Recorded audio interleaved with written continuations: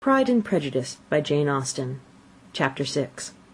The ladies of Longbourn soon waited on those of Netherfield. The visit was returned in due form. Miss Bennet's pleasing manners grew on the goodwill of Mrs. Hurst and Miss Bingley, and though the mother was found to be intolerable, and the young sisters not worth speaking to, a wish of being better acquainted with them was expressed towards the two eldest. By Jane this attention was received with the greatest pleasure, but Elizabeth still saw superciliousness in their treatment of everybody, hardly excepting even her sister, and could not like them, though their kindness to Jane, such as it was, had a value as arising, in all probability, from the influence of their brother's admiration.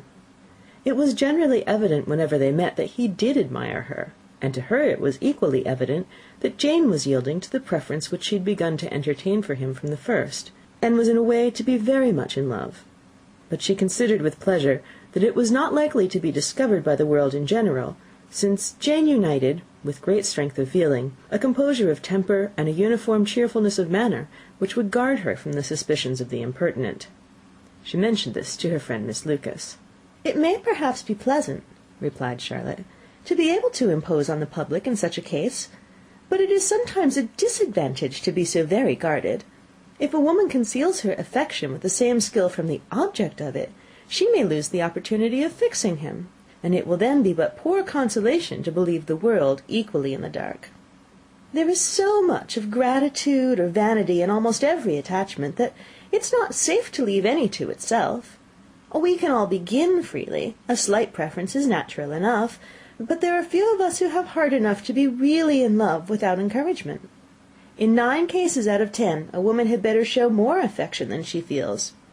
Bingley likes your sister undoubtedly, but he may never do more than like her, if she does not help him on." "But she does help him on, as much as her nature will allow. If I can perceive her regard for him, he must be a simpleton indeed not to discover it too." "Remember, Eliza, that he does not know Jane's disposition as you do." "But if a woman is partial to a man, and does not endeavour to conceal it, he must find it out." "Perhaps he must, if he sees enough of her. But though Bingley and Jane meet tolerably often, it is never for many hours together, and as they always see each other in large mixed parties, it's impossible that every moment should be employed in conversing together. Jane should therefore make the most of every half hour in which she can command his attention. When she is secure of him, there will be more leisure for falling in love as much as she chooses." "Your plan is a good one," replied Elizabeth, "where nothing is in question but the desire of being well married, and if I were determined to get a rich husband, or any husband, I dare say I should adopt it. But these are not Jane's feelings. She is not acting by design. As yet she cannot even be certain of the degree of her own regard, nor of its reasonableness. She has known him only a fortnight. She danced 4 dances with him at Meryton. She saw him one morning at his own house, and has since dined with him in company 4 times. This is not quite enough to make her understand his character." "Not as you represent it. Had she merely dined with him, she might only have discovered whether he had a good appetite.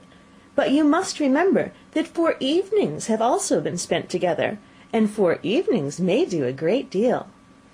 "Yes, these 4 evenings have enabled them to ascertain that they both like vingt un better than commerce. But with respect to any other leading characteristic, I do not imagine that much has been unfolded." "Well," said Charlotte, "I wish Jane success with all my heart, and if she were married to him to-morrow, I should think she had as good a chance of happiness as if she were to be studying his character for a 12-month. Happiness in marriage is entirely a matter of chance. If the dispositions of the parties are ever so well known to each other, or ever so similar beforehand, it does not advance their felicity in the least. They always continue to grow sufficiently unlike afterwards to have their share of vexation, and it's better to know as little as possible of the defects of the person with whom you're to pass your life." "You make me laugh, Charlotte, but it's not sound.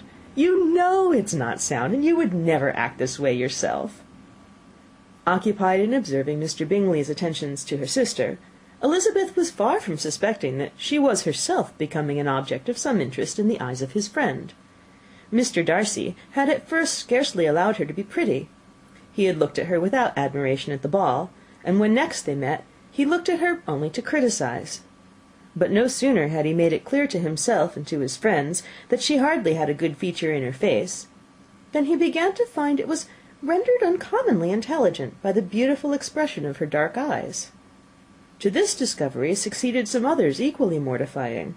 Though he had detected with a critical eye more than one failure of perfect symmetry in her form, he was forced to acknowledge her figure to be light and pleasing, and in spite of his asserting that her manners were not those of the fashionable world, he was caught by their easy playfulness. Of this she was perfectly unaware. To her he was only the man who made himself agreeable nowhere, and who had not thought her handsome enough to dance with. He began to wish to know more of her, and as a step towards conversing with her himself, attended to her conversation with others. His doing so drew her notice. It was at Sir William Lucas's, where a large party were assembled. "What does Mr. Darcy mean," she said to Charlotte, "by listening to my conversation with Colonel Forster?" "That's a question which Mr. Darcy only can answer. But if he does it any more, I shall certainly let him know that I see what he's about. He has a very satirical eye, and if I do not begin by being impertinent myself, I shall soon grow afraid of him." On his approaching them soon afterwards, though without seeming to have any intention of speaking, Miss Lucas defied her friend to mention such a subject to him, which immediately provoking Elizabeth to do it, she turned to him and said, "Did you not think, Mr. Darcy, that I expressed myself uncommonly well just now, when I was teasing Colonel Forster to give us a ball at Meryton?" "With great energy, but it's always a subject which makes a lady energetic." "You are severe on us." "It will be her turn soon to be teased," said Miss Lucas. "I am going to open the instrument, Eliza, and you know what follows." "You are a strange creature by way of a friend, always wanting me to play and sing before anybody and everybody. If my vanity had taken a musical turn, you would be invaluable, but as it is, I'd really rather not sit down before those who must be in the habit of hearing the very best performers."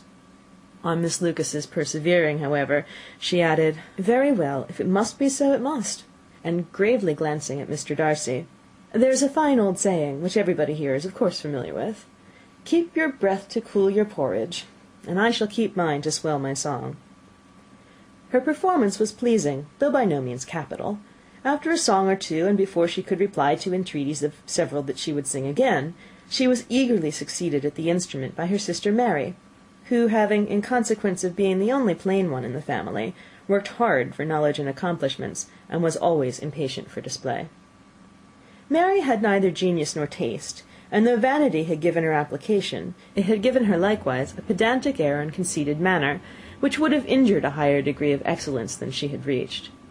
Elizabeth, easy and unaffected, had been listened to with much more pleasure, though not playing half so well, and Mary, at the end of a long concerto, was glad to purchase praise and gratitude by Scotch and Irish airs, at the request of her younger sisters, who, with some of the Lucases and 2 or 3 officers, joined eagerly in dancing at one end of the room. Mr. Darcy stood near them in silent indignation at such a mode of passing the evening, to the exclusion of all conversation, and was much too engrossed by his thoughts to perceive that Sir William Lucas was his neighbour, till Sir William thus began: "What a charming amusement for young people this is, Mr. Darcy! There's nothing like dancing, after all. I consider it as one of the first refinements of polished society." "Certainly, sir, and it has the advantage also of being in vogue amongst the less polished societies of the world. Every savage can dance." Sir William only smiled. "Your friend performs delightfully," he continued after a pause, on seeing Bingley join the group, "and I doubt not that you are an adept in the science yourself, Mr. Darcy." "You saw me dance at Meryton, I believe, sir?" "Yes, indeed, and received no inconsiderable pleasure from the sight. Do you often dance at St. James's?" "Never, sir." "Do you not think it would be a proper compliment to the place?"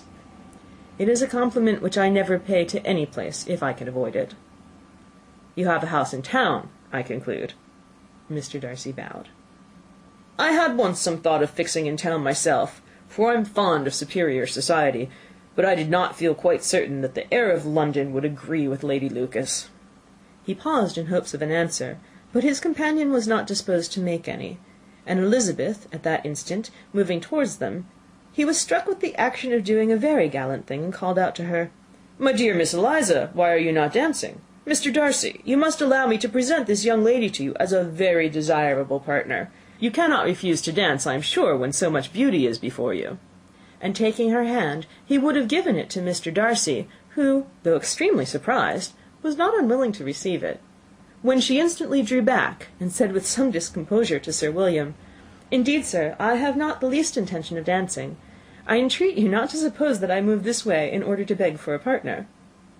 Mr. Darcy, with grave propriety, requested to be allowed the honour of her hand, but in vain. Elizabeth was determined, nor did Sir William at all shake her purpose by his attempt at persuasion. "You excel so much in the dance, Miss Eliza, that it's cruel to deny me the happiness of seeing you; and though this gentleman dislikes the amusement in general, he can have no objection, I am sure, to oblige us for 1/2 hour." "Mr. Darcy is all politeness," said Elizabeth, smiling. "He is indeed; but considering the inducement, my dear Eliza, can we not wonder at his complaisance? For who would object to such a partner?" Elizabeth looked archly, and turned away. Her resistance had not injured her with the gentleman, and he was thinking of her with some complacency, when thus accosted by Miss Bingley. "I can guess the subject of your reverie." "I should imagine not." "You're considering how insupportable it would be to pass many evenings in this manner, in such society, and indeed I'm quite of your opinion. I was never more annoyed. The insipidity, and yet the noise, the nothingness, and yet the self-importance of all these people. Oh, I would give to hear your strictures on them." "Your conjecture is totally wrong, I assure you. My mind was more agreeably engaged. I have been meditating on the very great pleasure which a pair of fine eyes in the face of a pretty woman can bestow." Miss Bingley immediately fixed her eyes on his face, and desired he would tell her what lady had the credit of inspiring such reflections. Mr. Darcy replied with great intrepidity, "Miss Elizabeth Bennet." "Miss Elizabeth Bennet!" repeated Miss Bingley. "I am all astonishment. How long has she been such a favourite? And pray when am I to wish you joy?" "That is exactly the question which I expected you to ask. A lady's imagination is very rapid. It jumps from admiration to love, from love to matrimony, in a moment. I knew you would be wishing me joy." "Nay, if you are serious about it, I shall consider the matter is absolutely settled. You'll be having a charming mother-in-law indeed, and of course she will always be at Pemberley with you." He listened to her with perfect indifference while she chose to entertain herself in this manner, and as his composure convinced her that all was safe, her wit flowed long. Chapter 6. Read by Krista McQuillan, Tokyo, Japan, November 7th, 2005.